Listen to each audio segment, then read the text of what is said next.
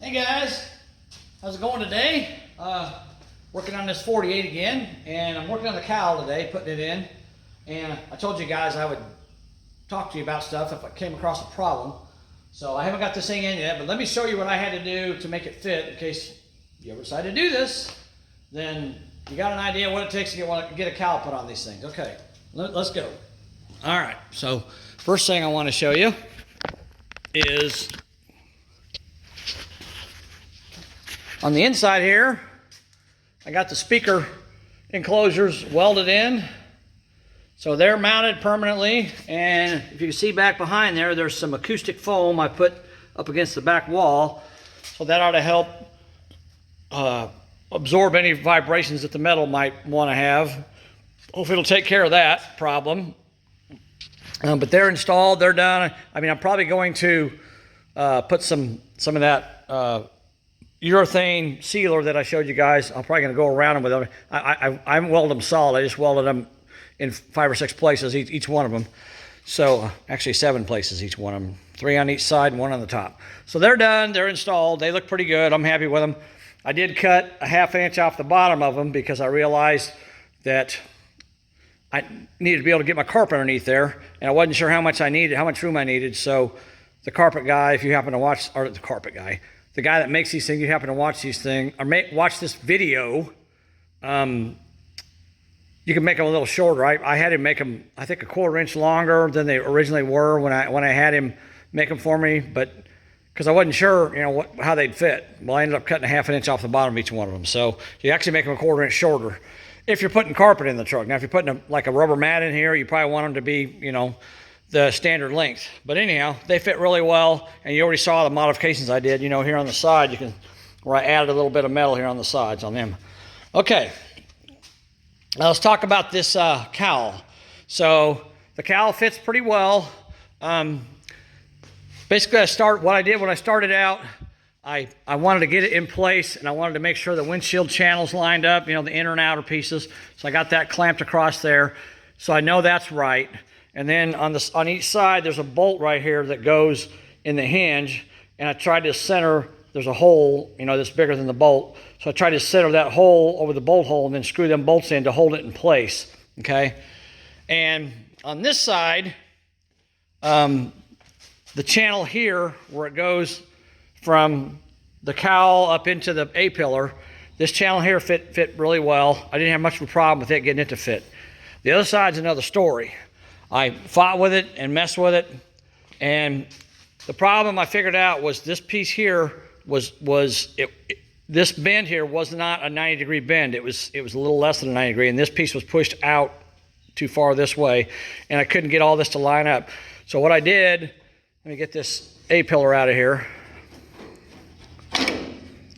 What I ended up having to do is I ended up having to cut down to this first ridge right here, and then cut across. I got to take this thing off. I'm going to clean that up and cut it even.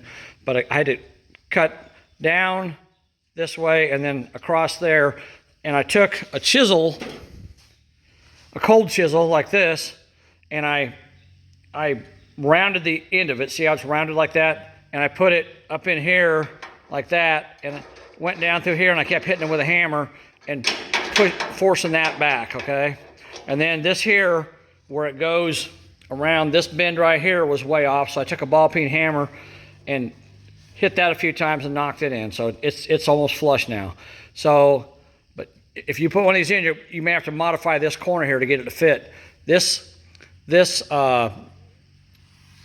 edge here was too close to the truck, and I needed to pull it out more. So when I notched this and I hammered that in, it pushed this edge out to where it fit better, okay? And I think what I'm going to do is on the inside of this thing, when I took the old one out, I don't know how well you can see up in there. You can see, like right there's a hole. All the holes where I drilled, remember I told you guys I drilled all the way through. So I took a Sharpie and I went inside there and I marked all the places where the holes were. And I'm going to take this thing back off and clean the metal so it's bare metal on those, so I can weld them back shut on the inside. Now, I wasn't planning on putting any screws on the outside. but there's a little bit of a gap here. So I think what I'm going to do, there's going to be body filler here anyhow because this is a seam. So I think I'm going to put a row of screws right along this very bottom edge to pull this together to get it tight, and I'll weld those screw holes shut. And then when he puts filler on, he'll just cover that up, so it's no big deal. So that's how I'm going to do that. Haven't had any other problems with it. Otherwise, it seems to fit okay. And as you can see, standing back here looking at it, you can see it looks like it fits really well.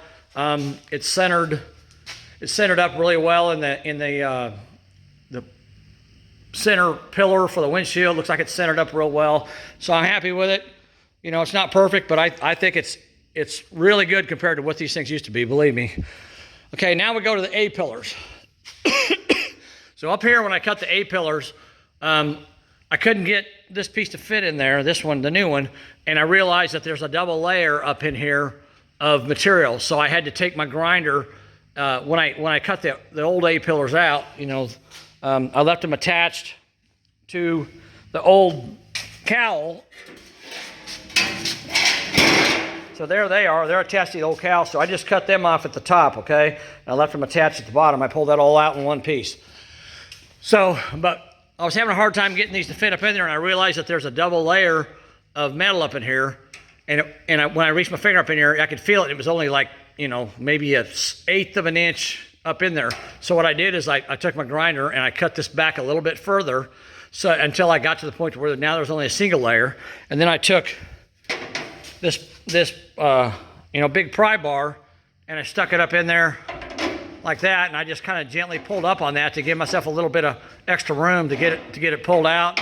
And of course, right here on this edge, I can turn it around this way and pull out on it to get it to flare out a little bit, so I could shove the new one under, because the new one has this lip that goes under there.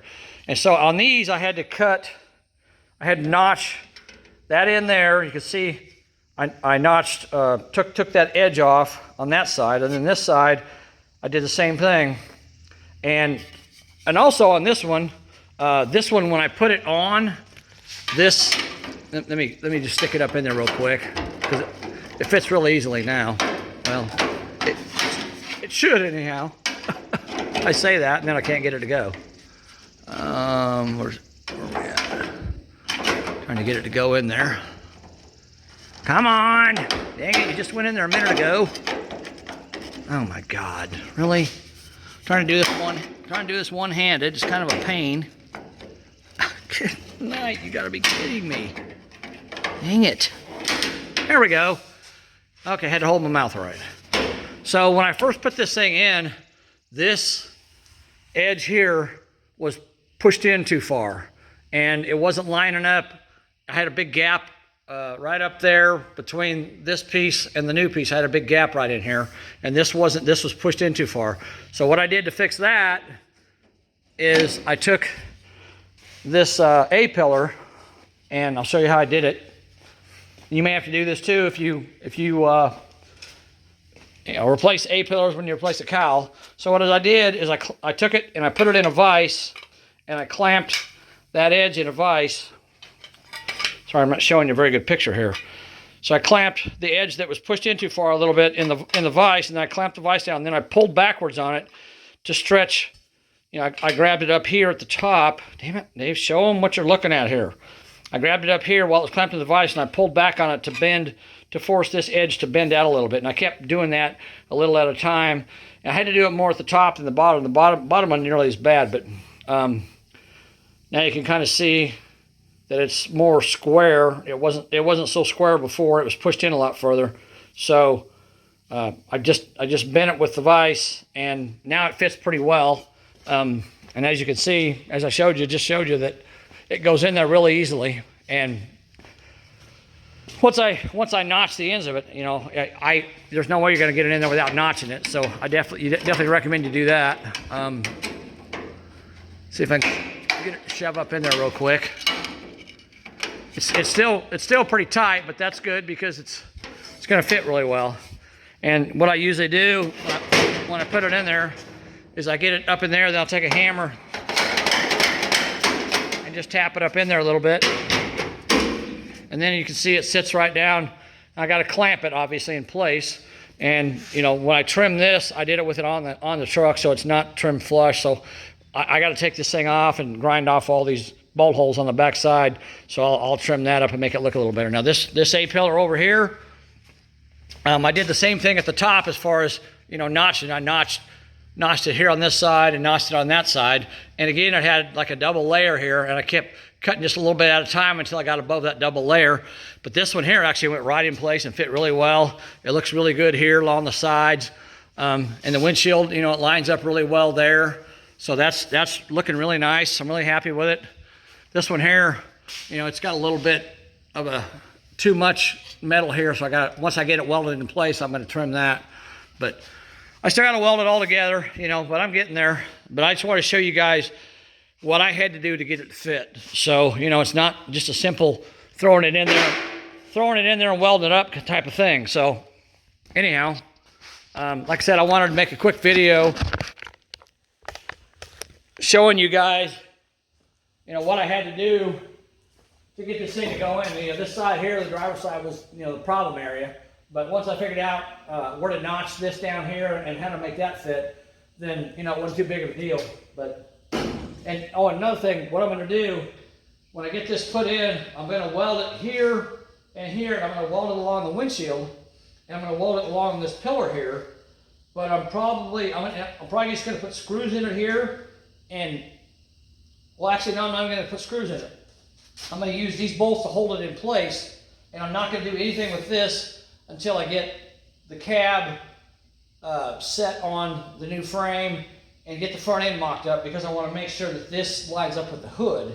So that way, if I leave all this undone and I need to raise it up a little bit or lower it down a little bit, I can do that. If I weld all this, then I either have to call my welds out or try to figure something out.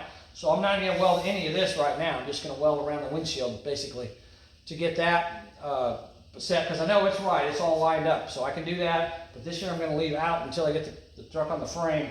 I got these bolts holding it here, so that's going to give us some stability. I mean, I can put a few screws in it, I guess, if I want to, but I don't think I'm going to need to. But anyhow, that's what I'm going to do with that. And I'm going to work on try to get this done tonight. And I got the new drip rails in, and I'll probably be putting those in if I have time tonight. If not, then I'll do it tomorrow. But you know, it's definitely getting a lot closer to being done.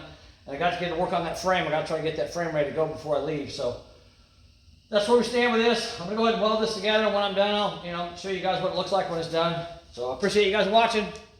All right, talk to you later. Bye.